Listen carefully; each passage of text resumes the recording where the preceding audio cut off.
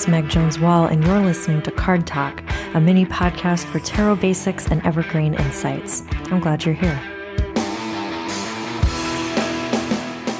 In today's episode, we are going to be talking in more depth about tarot and story, or the stories that live within the tarot. Now, tarot itself is a big topic because it's a big, complicated tool. Just because it fits in the palm of your hand doesn't mean that it doesn't have a lot of complexity. And I want to acknowledge that every single one of the 78 cards in the deck holds a lot of different meanings. I think it's really tempting when we're getting started to boil specific cards down to just one keyword or two, just a couple of correspondences, and really try to simplify the cards as much as possible. And I completely get that impulse because it can be overwhelming to think about all of the correspondences and keywords and traditions that go into every single card. Never mind our own personal intuition, what we might see in a specific deck, or what our experience might tell us about that particular card. There are so many directions that we can go when it comes to analyzing even just one card in the deck. In our last episode, we talked through a very basic framework for approaching your first tarot reading, and I also tried to help you build out a bit of a simple routine for going through your single card readings. But the routine itself is not the only part of a reading that is significant. And for a lot of people, the most overwhelming moments come after we finally flip that card over and try to start to understand how that card is answering the question that we brought to the cards, right? Especially when you're getting started, that can be a really intimidating moment when it's just you and the card, and now you have to try to understand what the card is trying to communicate with you. But I also want to be real and really, really honest with you. This is not just a newbie experience. Even experienced tarot readers, even professional tarot readers sometimes ask a question, flip the card over, and have to take a minute to try to figure out how this card is answering our specific question. One of the most common questions that I get from intermediate readers is help with connecting cards to one another when it seems like the cards don't answer our questions. I'm literally building out resources and lectures right now to address that problem, because this isn't just a thing that happens to beginners. It happens to readers at all levels. I say all of that just to affirm that if you're trying to do tarot readings and you're finding yourself getting really overwhelmed by those early card pulls, you're not really sure what to do or where to go or how to interpret them, you're doing great. It's okay. This is just such a normal part of learning tarot, but it's also just a really normal part of having a relationship with the cards and being someone who pulls regularly. Now, there are a lot of different ways that you can start building out your skills when it comes to finding more confidence in your interpretations and learning how to understand what the cards are communicating with you in those readings. And a lot of beginners' resources really focus on memorization of a couple keywords or digging into correspondences to help you out with this process. And that kind of framework can be really useful for certain kinds of people and certain kinds of brains. If that really appeals to you, I'm not going to tell you not to do it. Other resources recommend just trying to trust your intuition, spending time with cards, going with your gut, and really just looking at the card itself to build a meaning out of that. And again, if that technique feels really good for you, if that is the kind of reader that you want to be, I'm not going to tell you not to do that. But this episode is really devoted to offering a technique that I have found really, really helpful, both in the start of my practice as kind of a foundational thing that I could build on, but also just for continuing to expand my relationship with the cards. And for me, that is story and cycles and narrative arcs. There are so many stories baked right into the structure of the deck itself. And I have found that it can be such a helpful device to use story to help understand how the deck is constructed and how the cards relate to one another. I want to emphasize again that this is not a technique that is just for beginners. Whether you're relatively new to the cards or you've been reading for a long time, digging into the story and cycles that live in the cards can offer you a lot of support, whether you're doing single card readings or you are trying to weave together larger readings that juggle a lot of different cards. So what we're really going to be talking about is cycles and patterns. We're talking about cause and effect, beginnings and endings, conflict and resolution. We're really thinking about the broader, again, story that is being told through the cards and the energy that lives between the cards that gets us from point A to point C. Now, I'm going to be real with you. For me, numerology and numbers often really translate in my brain to story beats or narrative arcs. And so numerology for me, part of the reason that I like it so much is that it helps me place a card within its context in a specific suit or cycle. For me, it kind of serves as a shorthand for which story beat we're on. But this is not an episode about numerology, and I don't want to link this idea of story to having to be connected to numerology, because I know that's not going to be for everyone's brain. I also want to clarify that this idea of using story or narrative structure in your readings, or even just to study the cards specifically, is not just for people who want to use tarot for creative purposes or for people with like a background in creative work. You do not have to be a writer or an artist or have studied film or theater or the fine arts or creative writing or anything else to be able to understand narrative structure. You can pick narrative structure apart by yourself on your own. All you have to do is think about your favorite story, your favorite fairy tale, your favorite book, your favorite comic or movie, your favorite television show, your favorite album, or even individual song, depending on what kind of music you listen to, your favorite musical, your favorite video game, your favorite poem, or literally any other medium you can think of that tells a story. Really, just by looking at that story and thinking about the things that happened that move that story forward, you can start to dig into narrative structure and really think about how the broader arc of the story is broken down into specific moments that influence what's going to come next and serve as a reaction to what came before. When we're thinking about story, we're not just thinking about a specific moment in time or one occurrence. We're thinking about a number of things that happen in sequence, about the reactions that we have to things that have happened to us, how the choices that we make or the changes that we step into or really embrace clear the way for new and different things to happen, or maybe open doors for different choices or different things to occur along the way. We're really connecting different events together to serve a broader narrative. So you can ask yourself a few different questions about your favorite story and start to practice this idea for yourself. And this is just a few questions you can ask. And again, you don't have to answer all of them. I just really like asking questions, y'all. Think about where the story starts. Think about what event happens that makes the story find its momentum or propel it forward. What events force choice in the story or force change in the story? What events grind things to a halt and force the characters to sit in stillness or process something that's happened? What discoveries are made along the way? What characters enter or exit the picture, and how does that impact the story itself? Which relationships deepen or end or begin through the course of the story? How do individual characters grow or evolve as a result of what they're experiencing? Which conflicts exist? Which ones are heightened and which ones are able to resolve? And where does the story end? Plus, is that actually the end of the story, or is it just where we leave these characters or this moment in time?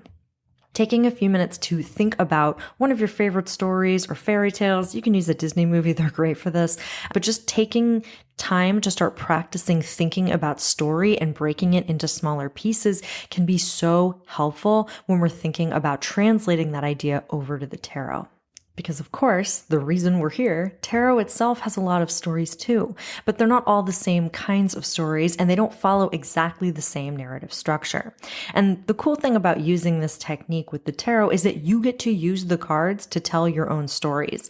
I'm going to give you some examples of ways to think about this, and I'm going to talk you through some potential versions of stories you could tell with the cards. But really, this is something where you can bring your own unique viewpoint and your own unique perspective paired with the specific deck that you are using to create some stories that help you understand what happens in the tarot and how you want to connect with the different story beats that serve as the cards of the deck.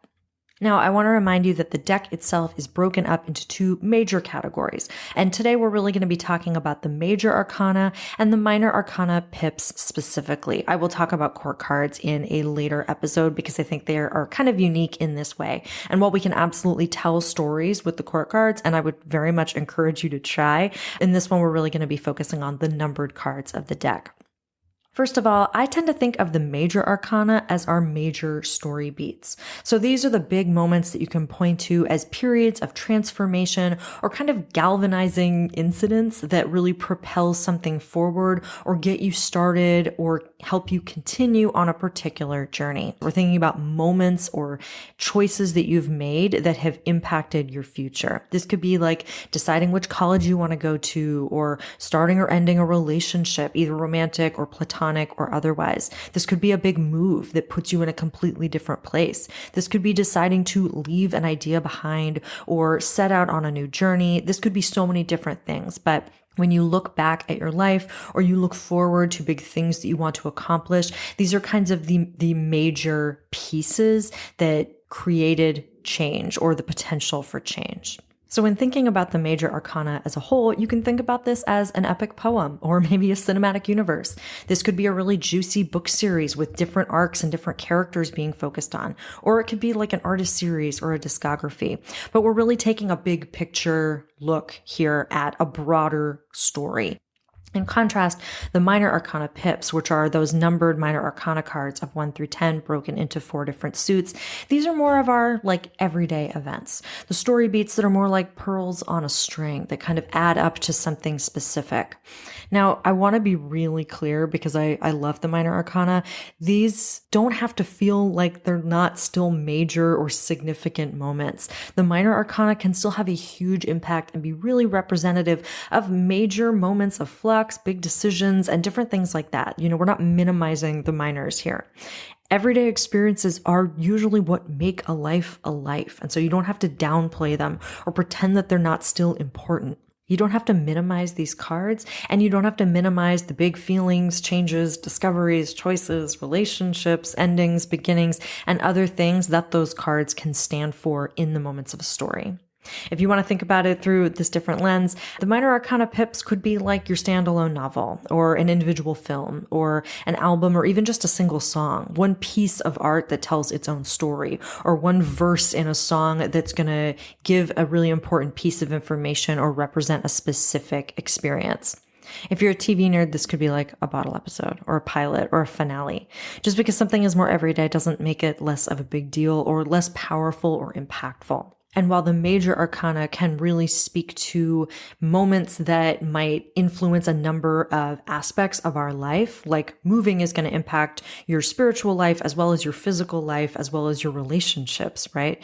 The minor arcana are a little bit more focused on certain aspects. So a card might represent your sense of inspiration around creativity, but not necessarily be speaking so much about like your physical well-being. So what do we do with this information, right? How do we start to understand the suits and cycles as stories? And really the answer comes down to writing our own. In looking at the cycles themselves, in laying out the major arcana and starting to imagine what kinds of stories might be told through those cards, in laying out the different suits of the minor arcana pips and thinking through how these could represent different stories or trajectories or narratives, you can really start to connect with the cards in a way that feels a lot more personal than just memorizing keywords. And look, if that feels really overwhelming to you to try to write your own story, I am including in the show notes some different links to details on story arcs and what that means, as well as some different written versions that I found of journeys through the major and minor arcana. These are tarot readers that are literally using the cards to tell different versions of the story. But of course, I'm going to give you some myself. I usually think first and foremost of the major arcana as a story of evolution or a story of transformation. It's not necessarily just personal evolution, right? That we can be talking about a community or an idea or a group of people or whatever. But when I'm thinking about cards that fall within the major arcana, I'm thinking of them as story beats on a path towards transformation. So here's one quick version of the story. The Fool has a desire and decides to go through an initiation. They make some decisions and start a big journey, but quickly they find that they need to set boundaries, acknowledge history, and also step into community. They find ways to celebrate that purpose. They put in a lot of really hard work, and they start letting go of some old ideas so that they can step into new cycles and really level up their work. The Fool starts to gain a deeper understanding of how their work impacts the world around them. But they also run into some different obstacles. They find that it's necessary for them to grieve and experience a kind of rebirth. After that rebirth, they find themselves looking for new balance and moderation. They make some complicated choices, discover freedom, experience breakthroughs, and also restore their faith, not only in themselves, but in the world around them. They take some time to honor their shadows, and they also dance in the sunshine.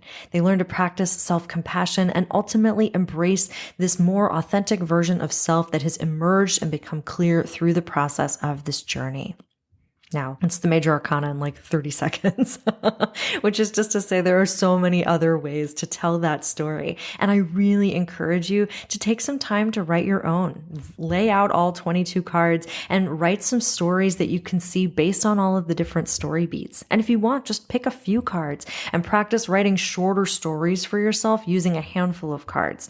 Think about what happens in between each card to make the next one possible. Think about how each card sets up the card that follows it and also serves as a reaction to the card that comes before it. And you can tell basically any story you want using those cards. You can tell a story from your own experience. You can tell a fairy tale or that story that you spent some time picking apart. Choose different cards and see how many different stories you can create. And I think you're going to find that there is a world of possibilities just in the major arcana alone. But of course, I love the minors, so we've got to do this with the minor arcana too. Every minor arcana suit tells its own tale, and it's really experienced through the lens and experience of each specific element or facet of human life.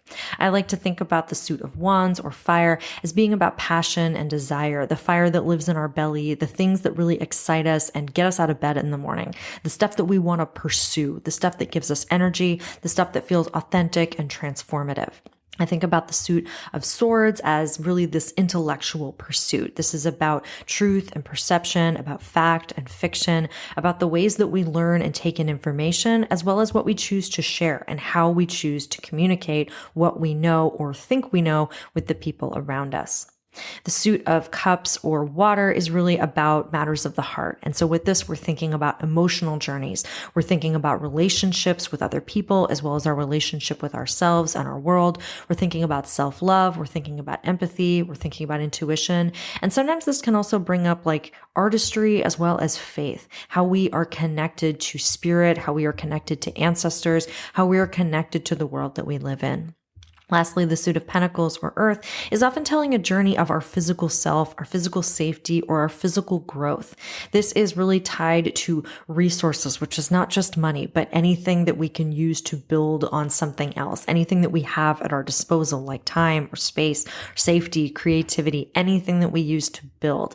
This is our physical health and well-being. This is also our relationship to pleasure and comfort. This is our sense of responsibility, our sense of boundaries, our sense of building legacy towards something that's going to outlive us. And so within each one of those elemental lenses, we are telling a smaller but not less important story.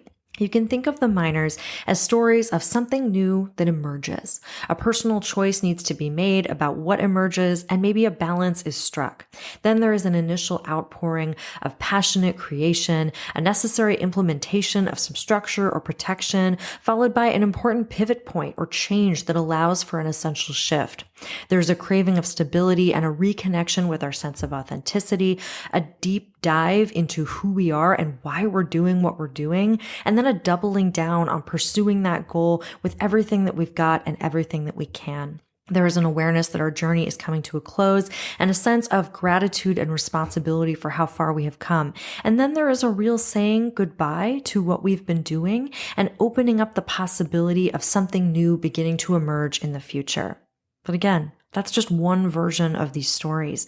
And there are so many different ways that we can tell them. And again, I really encourage you to practice writing your own. Try pulling out different cards from different suits. Try writing a story for the entire suit. Try connecting it to your own life or stories that you love and see what kinds of stories come up. Think about the energy that lives in between each card. Think about what the ace is going to ignite and how that paves the way for the cards that follow. Think about cause and effect. Think about conflict and resolution. Think about beginnings and endings, and you're going to start to see the cards in a much more holistic way. I always like to end these episodes with a quick tip or trick. And so while I've given you a lot of different exercises that you can use to try to dig more fully into the cards, I want to suggest that you pull like 3 cards that come one after another in the tarot. This could be the 1, 2, 3. This could be a 4, 5, 6. They could be from the major arcana or the minor arcana. It really doesn't matter. But practice arranging them in order, just those 3 cards, and create a little story based just on the images that you see. You don't have to worry about keywords or correspondences or anything else. Think about how each card sets up the next one. Think about how the cards weave together to tell a narrative. And then I want you to put the cards in a different order and write a new story. You can use those same meanings that you found, but I want you to practice considering how each card sets up the next one when they're in that different order. How does it change the narrative? Do you still get to the same place, or is it a completely different story? Practice figuring out how many different stories you can tell with just a few cards. It's really going to start to strengthen those muscles around connecting cards together and also letting each card serve as a story beat. That's all I've got for you today, but as always, I want to thank you for spending this time with me, and I will be back soon with more Card Talk. Card Talk is committed to staying ad-free for everyone, which is possible thanks to the generous support of listeners like you. To pledge your monthly support or make a one-time donation, click the link in the show notes. You can also find episode transcripts, more about me, and additional tarot resources through my website, 3amtarot.com. See you next time.